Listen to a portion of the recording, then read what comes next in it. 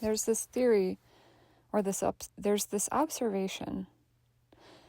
If you put a bunch of crabs in a bucket, the crabs will never get out, because as soon as one crab gets to the edge of the bucket, the rest of the crabs will pull the other crab down.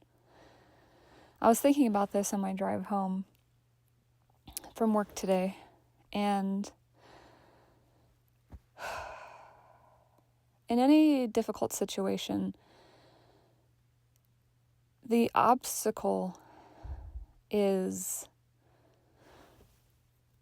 partly how you identify.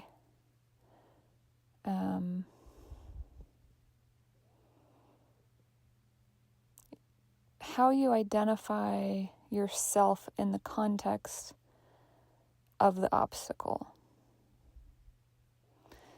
So in the case of the crab with the bucket,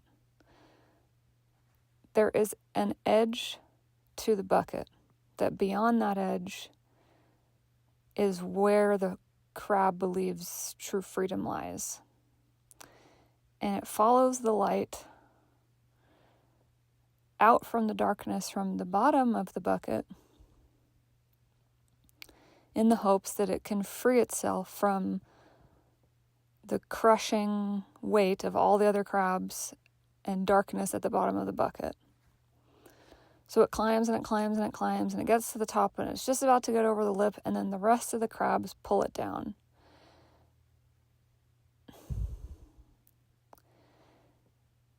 If every single crab in that bucket is just aspects of the same crab, then the analogy goes even deeper, that we're just fighting ourselves to get over an obstacle that may not even be where the true freedom lies. If the crab starts to identify with the bucket,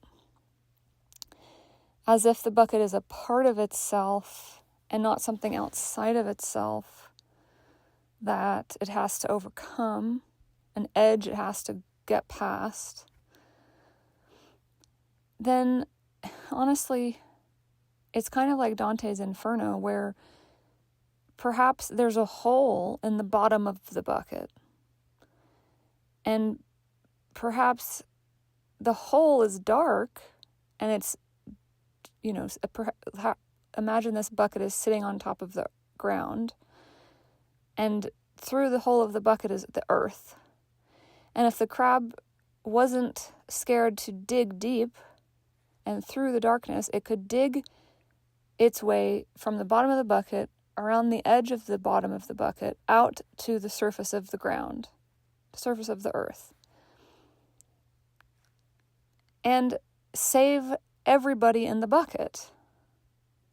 Every crab in the bucket can go out the tunnel that the one crab who wasn't afraid to dig created.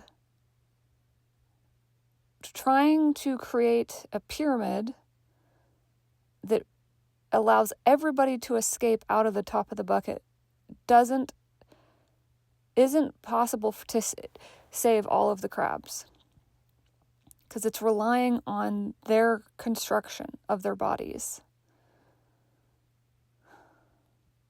And even if there wasn't like an actual hole in the bucket, if they all worked together and like used their little claws and like banged on the bottom of the bucket, they could probably crack it, and they could probably break it.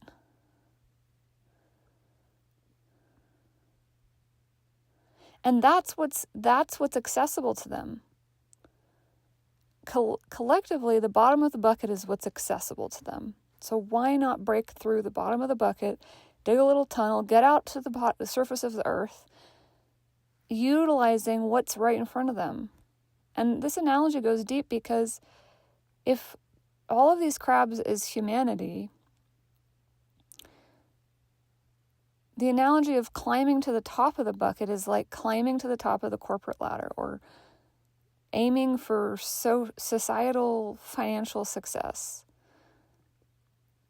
Digging into the earth, it's not much of an analogy, because that is literally what we should be doing. We should be digging into the earth, planting seeds, growing trees, taking care of Mother Earth, taking care of ourselves, our bodies, eating healthfully, growing food in a sustainable way, recycling nutrients, working together, utilizing the tools that are right in front of us.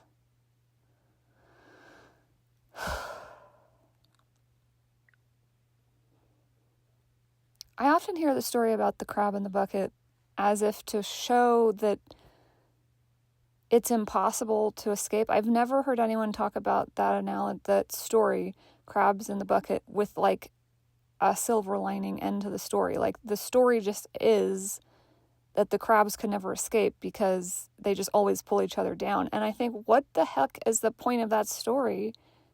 Just to dissuade people from ever trying to change their circumstances? That there's just some circumstances that are inescapably bad?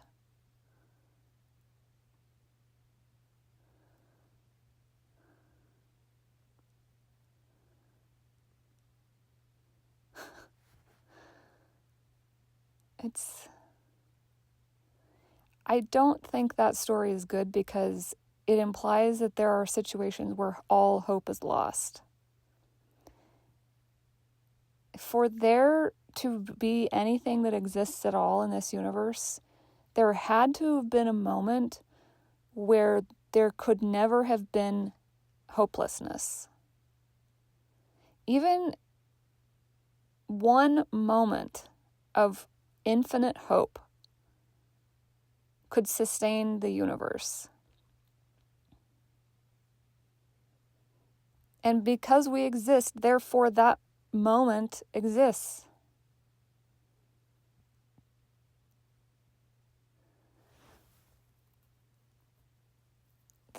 Nature is proof that hope exists.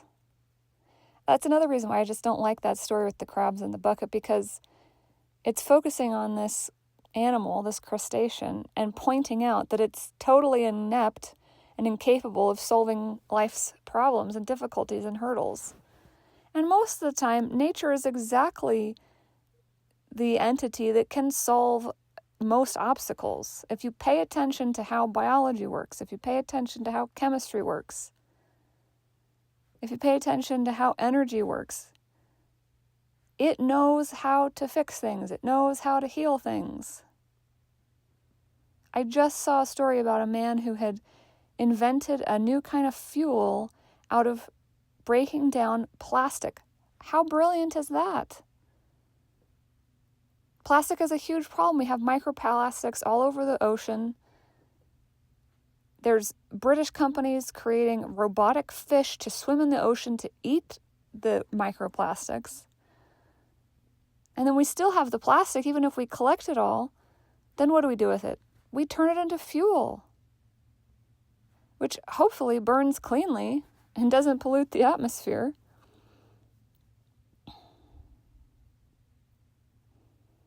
We need to dig deep. We need to dig and focus in the opposite direction of where the rest of society is telling us to focus. Just because there's light at the end of the bucket doesn't mean that's the way out. Just because the crushing weight at the bottom of the bucket and pitch black darkness doesn't mean that's not the way out. Sometimes it's through the darkness, not over it.